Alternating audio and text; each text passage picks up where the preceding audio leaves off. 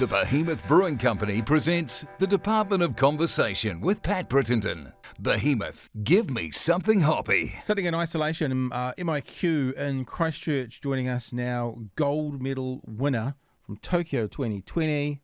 It's Emma Twigg. Good morning. Morning, how are you? Hey, I'm bloody marvellous. Thank you so much for joining in. Really appreciate you giving us some time. It's a pleasure. It's interesting, you're in Christchurch, yeah? So you land in Auckland and they ship you off to the mainland to do your MIQ. Yeah, I think it was all about where the MIQ spots were available. So Christchurch is home for 2 weeks for us.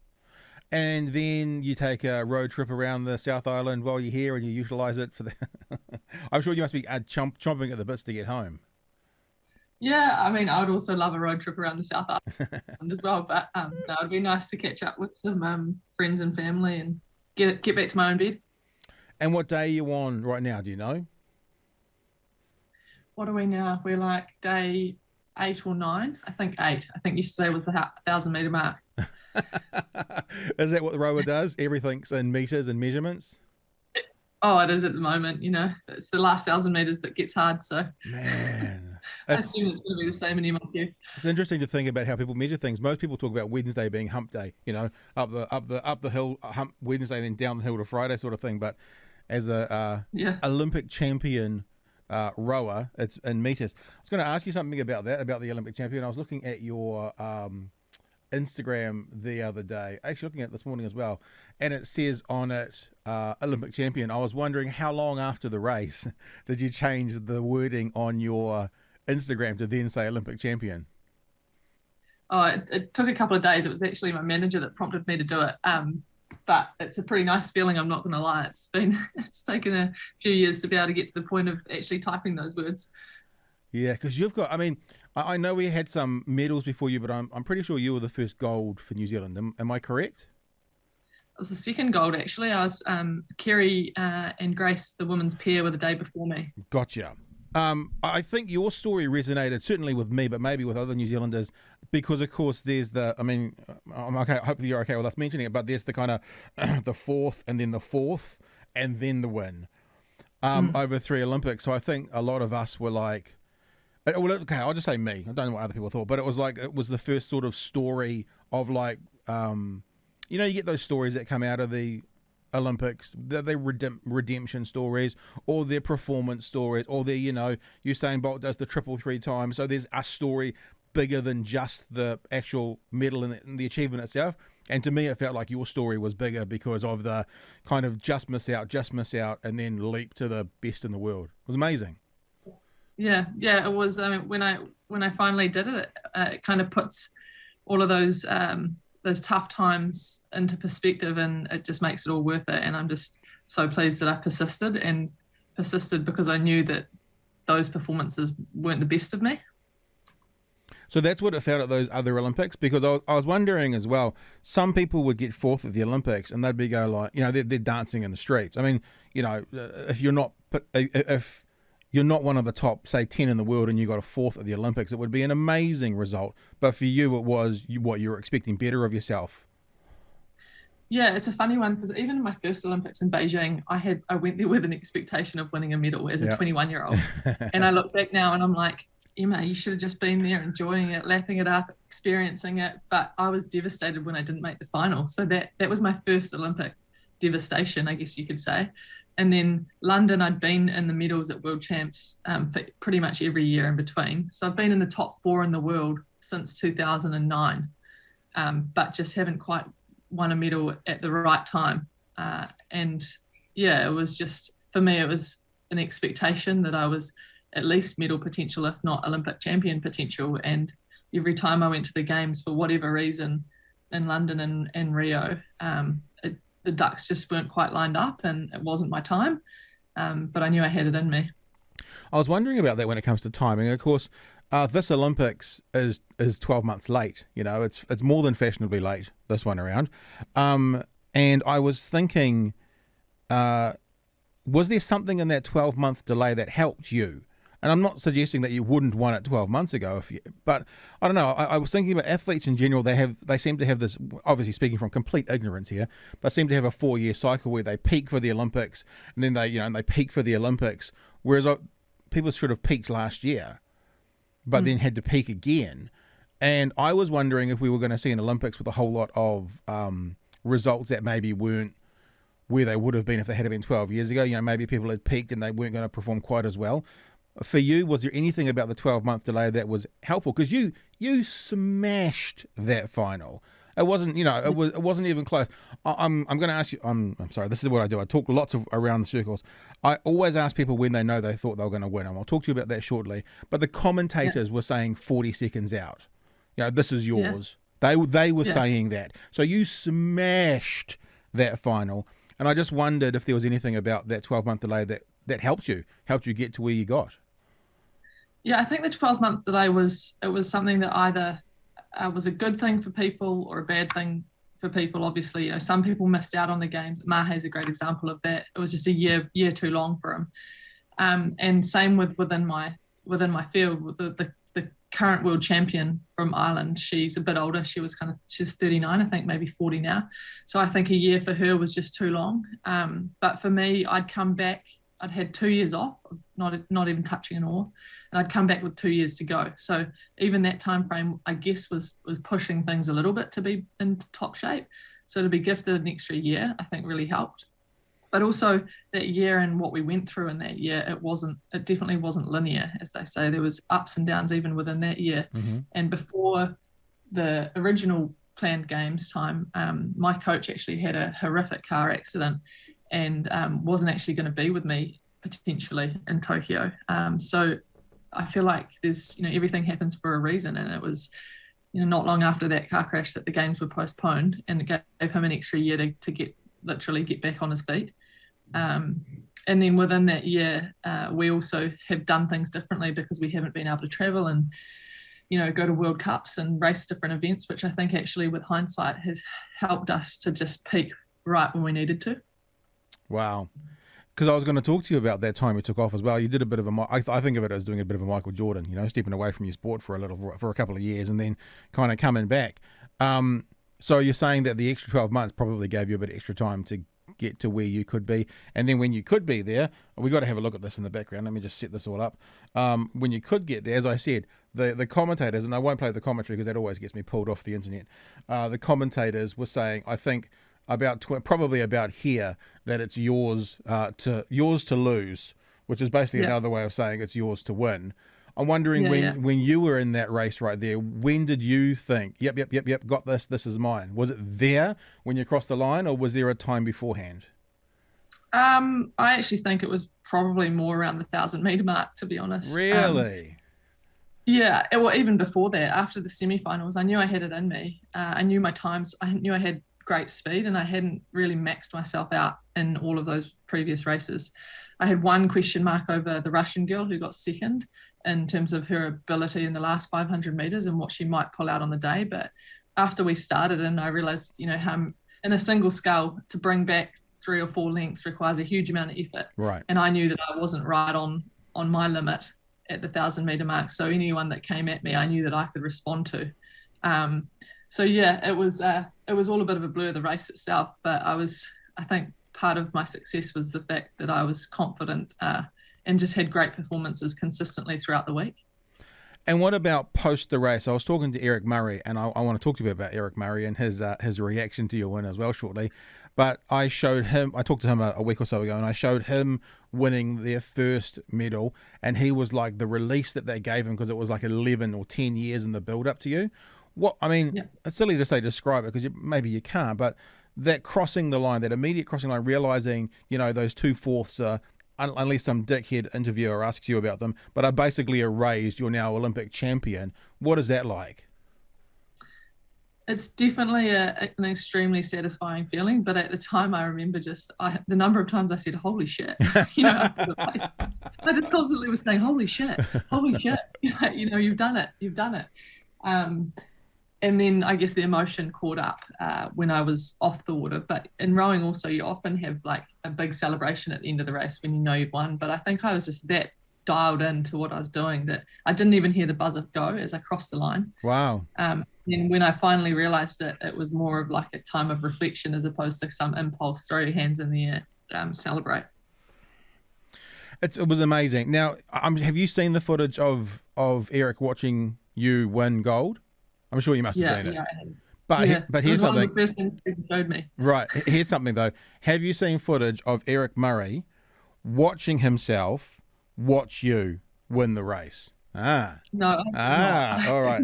Let's show you, because as I said, we had Eric on last week, and the thing that's I think most endearing about it to me is obviously everyone knows the clip now where he gets emotional watching you win, but when he watched himself again, watching himself watch you win, he got emotional again. So let me play it for you. This is from a podcast I did with Eric, about a week ago. I'll play it out for you. Here you go. The people who are watching, they can see this. She's got it. Yeah. She's got it. She'll literally. Oh. Go Emma! Go Emma! She's got it.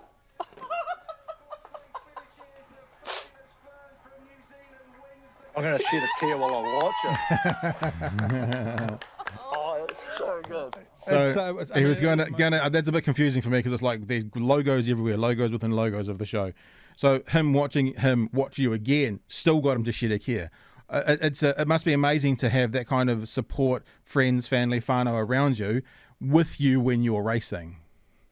Yeah, Eric. I mean, we've been in Olympic teams and national teams since 2006, so we've shared a fair amount together, and same with Mahe. There's a clip of him crying down at the cloud as well, and both of those guys, I sought their help leading into Tokyo. I went and had chats to them and with my coach, and we sat down and kind of just picked their brains about why they were successful and what they did in their races. And I feel like they kind of came on the journey a little bit with me in this last part because they knew how much it meant to me and how much work I'd put in.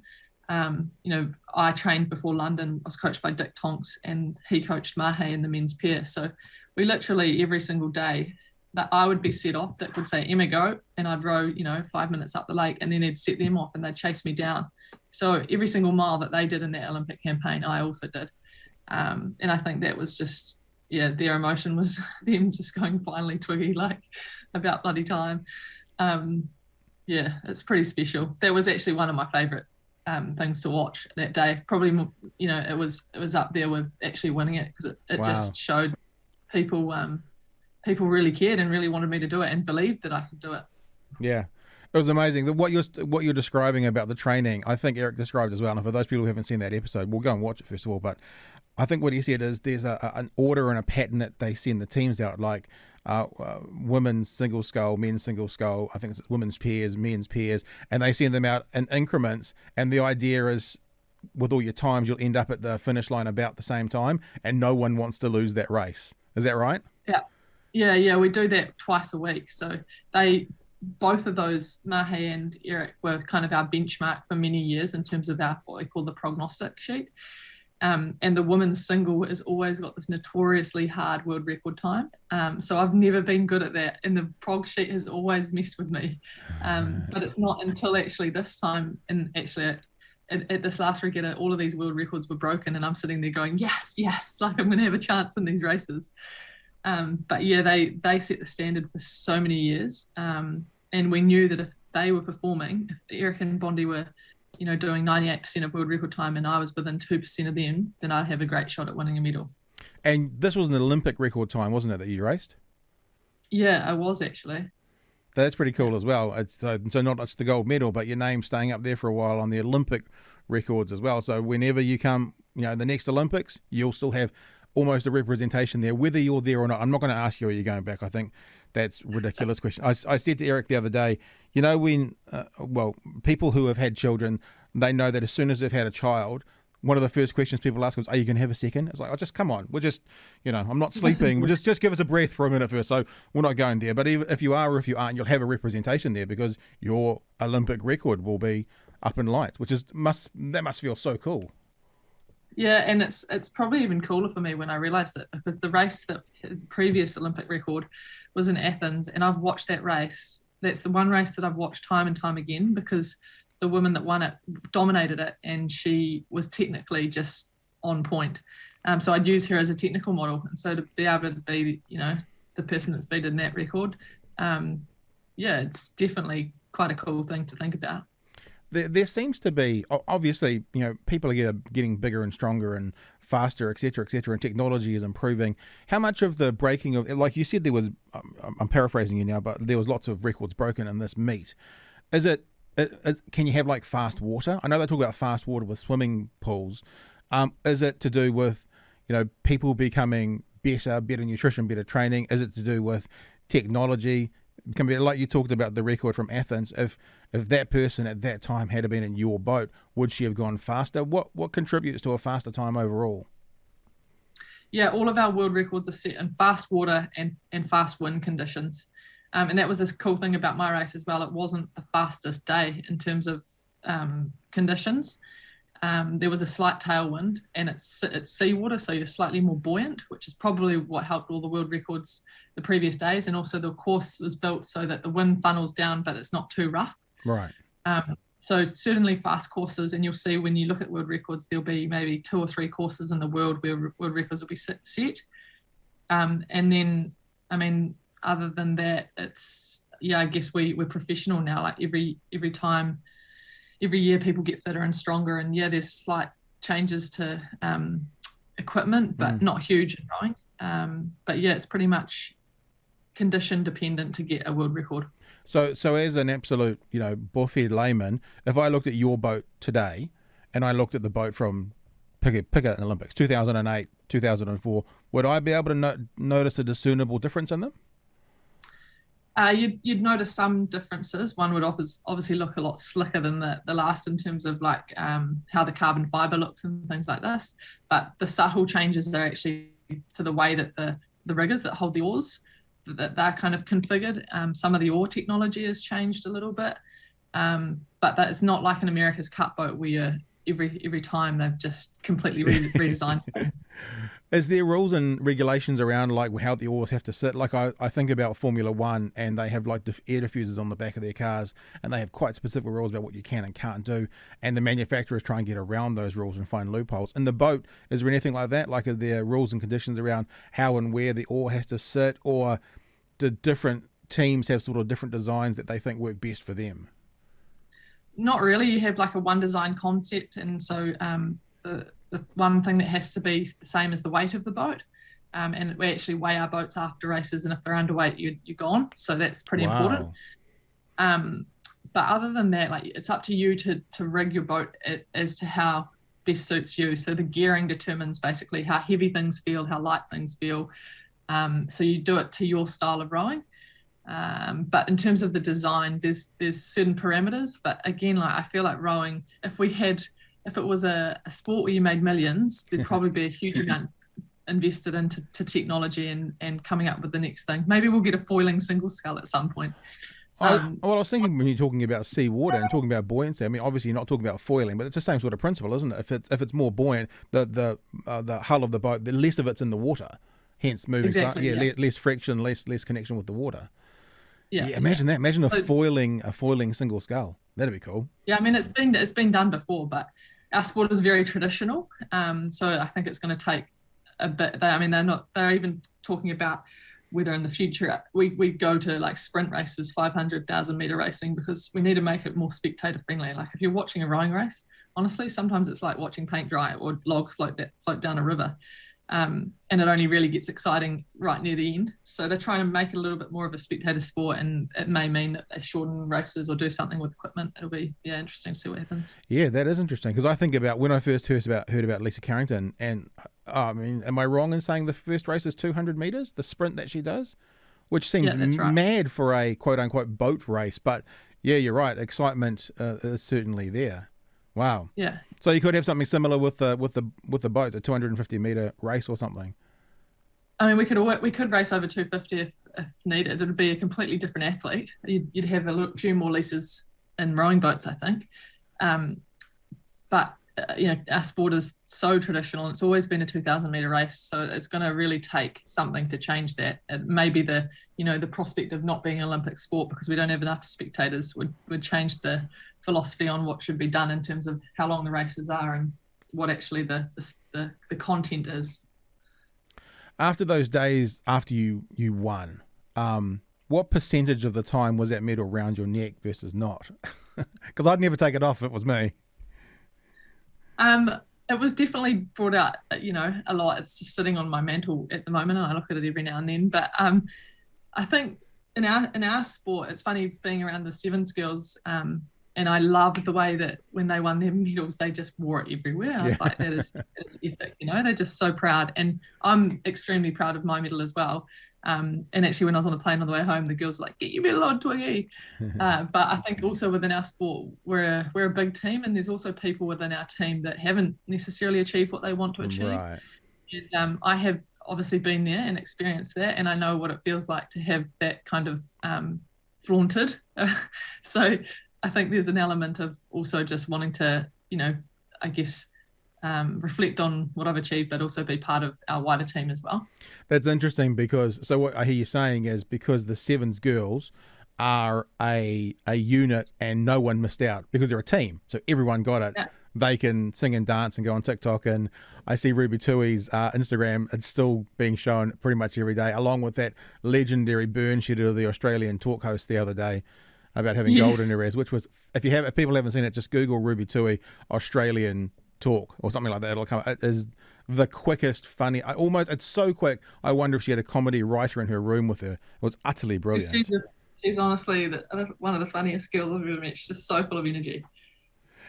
Yeah. And so have you got it with you there? Is it within arm reach? Can we have a look?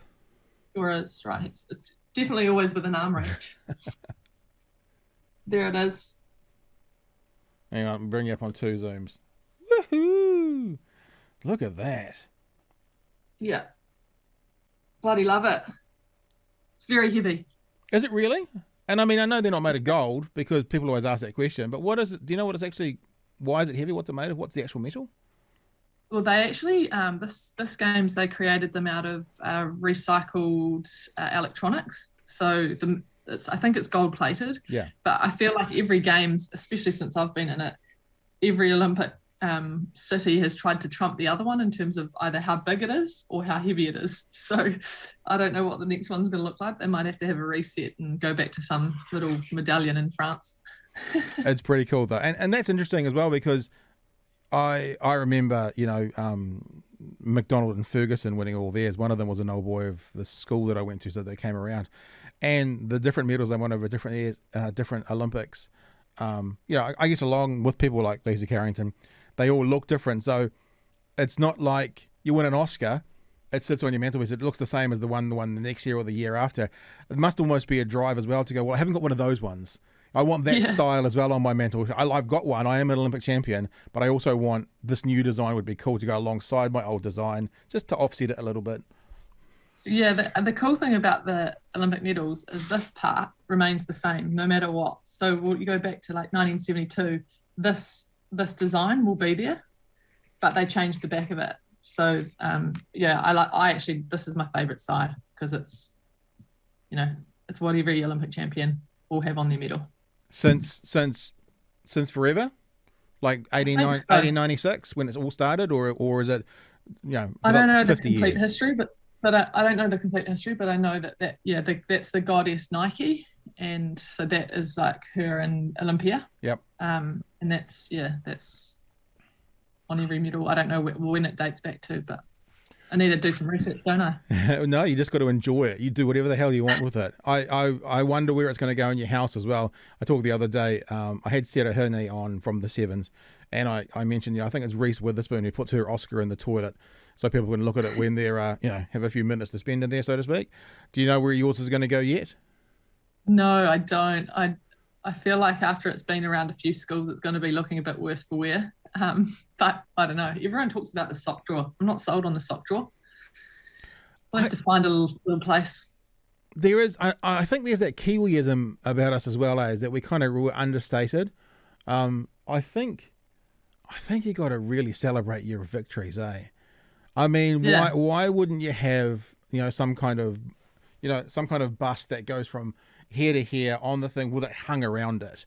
Why wouldn't you have it in your lounge on your mantelpiece permanently showing it. And also, if you're doing that, then other people get to share in it, right? They get to be like, I've touched an Olympic gold medal. So yeah, you're onto something there. I'm going to take that on board. No, I think it's always important. I mean, New Zealanders are amazing. I love us and I love being understated. And I remember hearing from various actors and stuff who have been on Lord of the Rings that they come to New Zealand and they get to sit in a cafe and people kind of go, oh, g'day, bro. And that's it. You know, I love that about us. But every kind of, every positive attribute can also have a dark side. And the dark side to that fully laid back, relaxing is we do have a propensity not to celebrate our victories maybe as much as we should. And I'm like, man, I hear what you're saying about other teammates in the team, and I fully get that, and I think it's an amazingly respectful thing you do. But you know, you're not in the Olympic Village anymore, and it should be everywhere. Maybe you can hang it from the mirror in the car. It can be like that as well. You drive it, hang it there, and maybe there'll be a that'll help you get in the traffic more quickly. I don't know. It would be everywhere. It'd smash the window. It's that heavy, honestly. Hey, why are we so good at rowing? I mean, I don't know the exact numbers of how many medals our country won versus other countries, but proportionately, it's unquestionable that we are freaking awesome at rowing. And also, I guess you could throw in there like kayaking as well, the water sports. Why do you think that is? I think the key to our success is that success breeds success. So we had Rob start that success in Sydney. And in terms of how our funding system is structured, you have a gold medal, you get funding. That funding allows you to employ some of the smartest, most talented minds in the world. And then, you know, if that's all well managed, then you get to develop the next generation. I think what we've got sorted now is our pathway program to get young athletes into the program. And we're now able to, perhaps in the past you had 2 outstanding athletes and you couldn't really replace those. But we're now at a point where we've got so much depth across all boat classes. Like even when I started in 2008, before that I was in a women's 8, and there was no chance of us ever contemplating on being in an A final in 8, let alone winning a medal. Wow. So that just shows you that our program is to be at the point now where we've got 2 8s winning medals plus the small boats, which is traditionally our jam. It just proves that we've I guess made the most of the investment in our sport and have now got the depth to be able to do that. And you didn't jump into the 8s, but was there a reason that you didn't go in the 8s as well? Because I know the girls who won the double scull, they were in the 8s, but why didn't you get in there as well? Yeah, so they're in a pair, so that's sweeping with 1 oar. So I'm a sculler. Ah, gotcha. So it's just a skill thing. So you wouldn't often train as a sculler and then hop into a sweep boat. Like the closest thing for me, I could have hopped in the women's quad, but also the women's single, because we have all the developing nations in our field. We have 4 races in a week, whereas the women's 8, they went straight from a heat to a final, so they had 2 races, which meant that it was kind of more achievable. I was going to ask you about I think it was the quarterfinals. Yeah, the quarterfinal. Your quarterfinal got shifted because of potential bad weather. Did that, and I know that would have impacted everybody, not just you, but was that a concern at any stage? Because, you know, obviously you have a process to get to that final race and, you know, about this much break and this much space or whatever. Did that mess with you at all? Was that a concern when you found out that there was going to be a shortened time? No, so what actually happened was they had the heat and the quarterfinal one day after the other, and then it actually meant that I had a semi-final and a final one day after another. So a normal Olympic regatta, you have a day in between and you can recover and the week, I guess, ticks along because you've got 4 races throughout that week. But this one was unusual because I had 2 races and then I had to wait until Thursday for another race. And in amongst that time, a lot of my peers were racing semi-finals and finals and finishing the regatta, and I hadn't even raced a semi-final. Right. That was the hardest thing for me to get my head around, that I had to wait because I just wanted to get it done. But at the same time, it was probably a benefit because in terms of recovery and what we were doing with cooling and things in Tokyo, I don't think other nations did that as well as us. So I feel like having a condensed schedule actually helped the New Zealand team. Oh, very cool. When you were on those days off, and I know obviously there was COVID restrictions and it's different from I say normal Olympics. For most of us people, we have no idea what that means, but for the athletes, a normal Olympics. were you still able to move freely with your team to the rowing, or was it really locked down where when you weren't competing, you're in the village? We definitely would go to the course and train in the morning when we were able to, but we also just restricted the number of times we were hopping on and off buses with different people, and we had ergs back at the village that we could train on in the afternoon. So yeah, the whole week was really designed about trying to stay as close to the people in the New Zealand team as possible. Even on the buses, we'd be like, you know, if you're sitting by yourself, you'd grab the next Kiwi you'd find go get on the bus to sit next to you, because you didn't just wanted to limit the interactions you had with other countries, really. And we knew that there was cases of COVID at the rowing venue. So again, you're heightened throughout the whole week, every week spitting into your little test container going, please, please, please. But we're lucky we were vaccinated. We were doing absolutely everything we could to keep well. So you just talked about spitting in. How often were you being tested? Every morning we'd have to produce a saliva sample. So if one of those had to come back positive, is that your Olympics is over? Yeah, absolutely. There was a case of the Italian men's 4. He, on the finals day, tested positive. So it's actually the test would have come from the day before, because your test obviously comes back the day after. And he was taken out of the boat. They put the reserve from the pair and they won a bronze medal.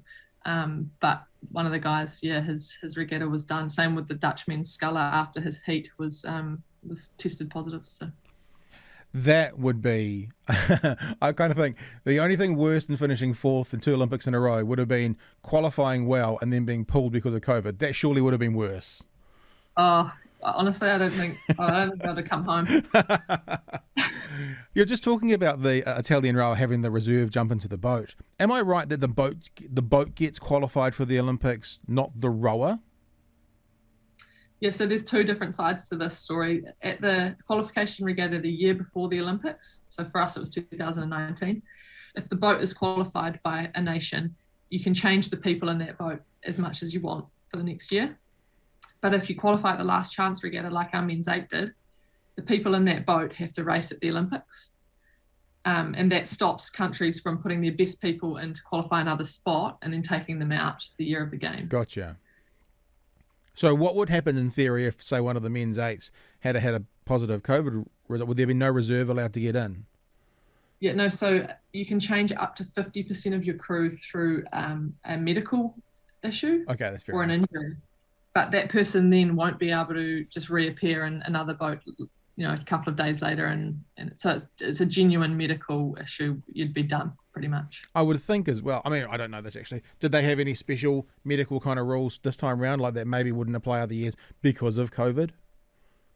I don't think so. And it was even strange to me that like their Italian men's 4, one of them tests positive, but the other 3 are close contacts but can still race. But that's how they decided the rules would work. And I guess if you've got a rugby team full of people, you wouldn't want to eliminate the entire team because of one positive test. I'm sure at the beginning and the end of that race, all the other teams gave them a very wide berth after that one had been here. Sure, they had more than just the 2 metre clearance. I was reading a bio on you, which wasn't your bio, it was more about what's been going on. And it said that you were announced on 12th of June this year as part of the squad for Tokyo. I just wanted to clear that up with you. It looks like it's written that maybe if it had been last year, you wouldn't have been there. Only because it was that you were announced on 12th of June 2021 as part of the squad for Tokyo. What is that? No, that was the date that they named the team. We actually had our selection. I was pretty much confirmed in the boat before Christmas last year. But every Olympics they'll have an announcement date, and that's when you're named in the team. Yeah. So that's just the team naming, not that you were selected then and could have been someone else, is what you're saying. No, yeah, that's right. I wanted to talk to you about your coach as well. You mentioned, what he did and what he's done. And I think I've got the image of you here of your Instagram. And here we go. Let's bring this up for people to see. Of you sharing your medal with your coach and actually saying to him, I think, what's mine is yours, either on that idea, what's mine is yours. I was wondering as well, maybe not so much in the rowing, because obviously in the rowing there's coaches and there's regattas all the time. But there are some sports where it's not just what's mine is yours in principle, but the coaches do get awards. like if the NBA team wins the championship, the coaches get rings. I think if the rugby team wins the Rugby World Cup, I think the coaches get whatever. They get tankards or whatever. And I was just wondering I was kind of thinking, what should the coaches get? Should there be something that coaches receive? Obviously, they get it on their CV, for want of a better thing, coach of a world champion or Olympic champion. But is there anything that they receive or they should receive when their athlete goes on to win a gold medal?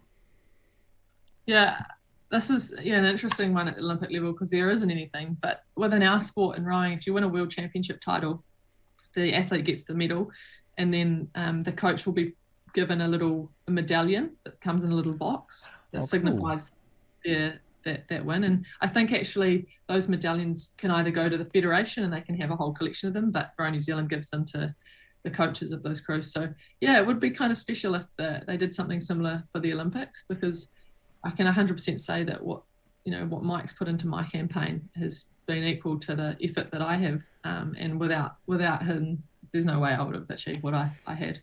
And I know people are probably aware of this, but just for clarity, I'm not saying that the NBA coaches or the basketball coaches at the Olympics then get a medal. They don't. That's the point. The coach goes to the Olympics. The coaches the team who wins the gold. They don't get any kind of physical acknowledgement of a prize, whatever that may be, a medallion or a medal or a certificate. But if they're in a professional tournament, they share it along with their players as well. I like that idea of a medallion. I watched the I think we all did, didn't we? We watched the shot put, or we watched the discus or whatever, and you see the athlete putting the shot, if that is the correct terminology to use, and then going across the running track to talk to their coach up in the stand, and you can see how important it is, that relationship, that if there was no one to bounce that idea off or to check what you're doing right and wrong, as you say, the athlete's not going to perform anywhere near as well. No, especially in technical sports like ours and athletics, your coach is your eyes, and there's something, I could be rowing along and thinking I'm rowing perfectly and we're taking an amazing stroke, and Mike will say, just you need to sit up a bit more. And in my head, I'm like, I am sitting up, Mike. But he'll video that and show me and, communicate that to me. And it's, it's quite unreal that while you're doing it, you're thinking one thing, but what you actually can see from the outside is quite different. So coaching and rowing is super important. Probably one of the most important things outside of the athlete actually taking strokes. I love that idea. I love that idea of some kind of presentation for the coaches as well. I mean, gosh, it would be a big thing to pull off, but it would be so. In the World Champions, is it only the coaches of the team or person who wins that gets something? What about the coach of the person who comes second and third? No, it's each colour medal. Okay. They get this colour medallion, I think is how it goes.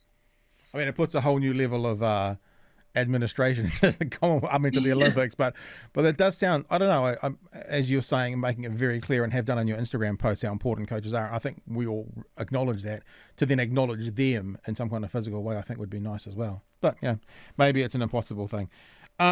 You talked about being at the village and you talked about being part of your rowing team. What about being part of the New Zealand team? I mean, how is it to be a part of a team that has athletes from sports you would not come across, the athletes one-on-one in anywhere else but the Olympics? Like, for example, the rugby players. When would you come across the rugby players in any kind of competition athlete other than, I guess, the Com Games and the Olympic Games? What's it like being part of that whānau? It's actually awesome, and this Olympics was so enjoyable from that perspective because everybody had to be in the village. We couldn't go and be with family or go and watch other spectators or party or all those things that happen normally in the second week of the games. So because we were all in the village, we were all super engaged in what everyone else was doing. Every day they'd have on a board who was competing and what time they'd be coming back into the village. And I think the Sevens girls, again, I refer to them again, but they really set the tone in terms of the culture and welcoming people back in. When Hayden won his medal, they were down there and performing the haka to him and welcoming him back. And so all of us as rowers, we were competing, but we all kind of were like, oh, we need to sharpen up and get ourselves down there for when others are coming back in. So I think we saw a lot more of each other, which meant meant we interacted more with each other. We got to become friends. And from a personal perspective as well, I've been doing a lot of training in Cambridge with at the velodrome, so not at Rowing New Zealand. And I've made some amazing friendships with the likes of Julia Ratcliffe, David Nika, Tori Peters, who didn't get here, all of the cycling team, just a real different bunch of athlete. And it's really made me appreciate that every athlete has such a different skill level, and has their own unique abilities in whatever it is, that they've spent years and years and years mastering. And it's been quite cool to watch that and then watch them compete and do well. Did you come away from these Olympics with anyone, did you make a new friend? Have you got a new buddy or a new mate that you met at the Olympics that you can name drop on? There's so many, I think. I think the rowers, again, I'm going to keep on going on about it, but we were on a plane back with the sevens teams, and I think we felt right at home with that bunch of people.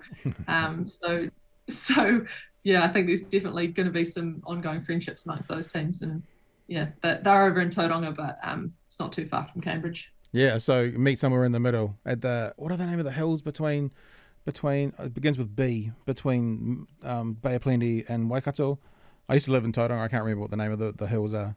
The something or other. Anyway, look, not to kind of get all heavy and stuff, but you mentioned cycling and velodrome, and I think I'm sure most people have heard about this by now, but Olivia Podmore very sadly passed away yesterday, who was a New Zealand Olympian, 24 years old, and whilst the family is being respectful and there is commentary going around about what sort of has happened, it would appear that there is an element of huge amounts of pressure that has been put on young people when it comes to performing in athletics and in general what happens and the worst of the worst where that could lead to.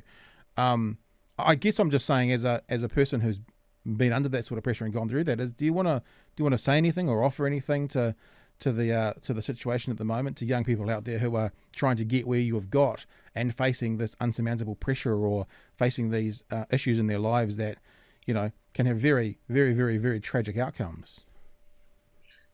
Yeah, I think that, when I heard that news, I was devastated, to be honest. Liv did a lot in the gym with me as well, and she's the most beautiful person. And it just really makes me sad to think that sport can have that kind of impact. I know, even my disappointments, I've been in some pretty low places. But I guess the message to any athlete is that sport is sport, and it's relationships and people and the support that you have around you. Oh gosh, we get calls every minute of every day. That really is what the sport is about. It's not about any medal really, and a medal or a result's not going to define who you are. It's such a tragedy, and my heart goes out to her family, and I just feel so sad that she obviously was, struggling so much. Is there active support? And I don't want to speak to that situation because I don't know about it. None of us do. So I'm moving away from that specific example, but I wouldn't mind still asking you the question about support in general for athletes when it comes to things like pressure, when it comes to things like mental health. Is that something that's actively talked about, offered amongst the various agencies involved with the Olympics and the individual sports? Yeah, we definitely have support around us.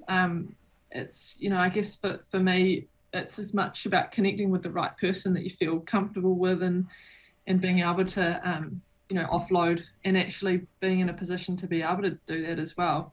I think that the key thing as well that some sporting organisations need to realise is that the words and the messages, I think you really need to think about the impact that they can have on an athlete. And, you don't know the state of mind of the individual that you're delivering a message to. And I think a lot of the time in high performance sport, we are treated differently because there is always someone else that's going to come up behind and take that spot. Whereas if you're in an organisation that, they kind of need to value their talent and nurture that, I think you are treated differently. So, there's definitely been times throughout my career where I've been really hurt by, what maybe selectors or high performance managers or various people have said to me. And, when I reflect on situations like this, I just think if I was in a headspace that was different, it could have had real impact.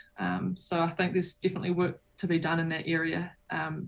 But in saying that, we've probably made huge progress in terms of the support we've been given in recent years. Are you the kind of person that takes those words, whether it was criticism or just nastiness or just clunky, unthought about words that have been said to you, and use it as fuel? Do you kind of go, "Ha, I've got my Olympic medal now," and that proved them all wrong, or how does it last with you at all, those words? I mean, you're talking about it now, but obviously you weren't in a place at that time for it to, be the worst of the worst news headline. Is it fuel, or do you try and make it water off a duck's back so it doesn't impact you? 100%. Those times I've been impacted and could probably, list off the exact words and sentences they've said to me that have had impact in my career. So yeah, there's no denying that you take it a certain element to heart. I definitely have used it at times as fuel, but it also at times it's really made me doubt whether I am capable. And wow. I think you need to be building athletes up. You need to be making them believe in what they can do, not cutting them down. And that's, I guess, the fine line in elite sport. You got to balance that out. But yeah, at the end of the day, there's a human at the end of every message that's been given.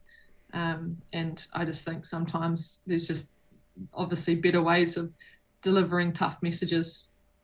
And it's just, maybe if this is the Kiwiism again, maybe it's not. We lie to our kids by saying things like sticks and stones will, what is it? Sticks and stones will hurt me, but break your bones. Break your bones, but names will never. Yeah, sticks and stones will break my bones, but names will never hurt me. The worst lie to tell any child on the face of the planet, because typically, not always, but if you break a bone, it can heal. But it's the words that stick in that are still there 5, 10, 15 years later. They can get in and stay a lot worse than a broken bone can. And I think if, as I said, I don't know whether that's a Kiwiism or it's said around the world, but it's a lie that we tell our kids that we as parents and stuff and as adults need to stop, because bones can heal easier sometimes than words that get into our hearts and into our psyche and into our spirit, so to speak. Yeah. Yeah, and that's not just, I'm using it as in a sporting context, but like you say, in life in general, there's probably things that a young kid has a flippant remark that's stuck with them for a very long time. Yeah. So yeah, words are very, very powerful. Yep. And as you were talking about what people have been said to you, I was thinking, well, building up athletes, etc., is so true, but actually just building up people. Teachers building up their students, parents building up their kids, colleagues building up their colleagues. It's actually just a good rule for life, let alone a good rule for coaching. Be kind, empower people. Yeah, make them believe that they're the bomb diggity. Hey, how's MIQ been? I mean, I'm sure that you guys with gold are being treated like gold, as are all the athletes, but how's it been for you personally? Are you looking at it as a break and a recovery for your body? Are you itching to get out? What's been going on? Oh, the first week has actually flown by. I've had so many messages and various things like this to do, so it's definitely kept me busy. But I look out the window today and it's a beautiful day and there's snow on the mountains, and it definitely makes me think, it would be nice to be out here in a couple of days. But again, like the privilege that we have been in to go and compete and do what we've done is, that if we can sit in MIQ for 14 days to make the rest of New Zealand safe, then it's the absolute least we can do. 336 hours, technically. Yeah. And obviously, you're based in North Island, you're in the South Island. I was going to say, what's the first thing you're going to do when you get out? I guess what I mean, once you get back to your life, once you get home, you're with your immediate family, friends and family who live around you and stuff. What are you looking forward to? Well, immediately, I can't wait to give my nephews and niece a big hug, because they have been coming and seeing me on the other side of the prison walls, and it's been a real tease.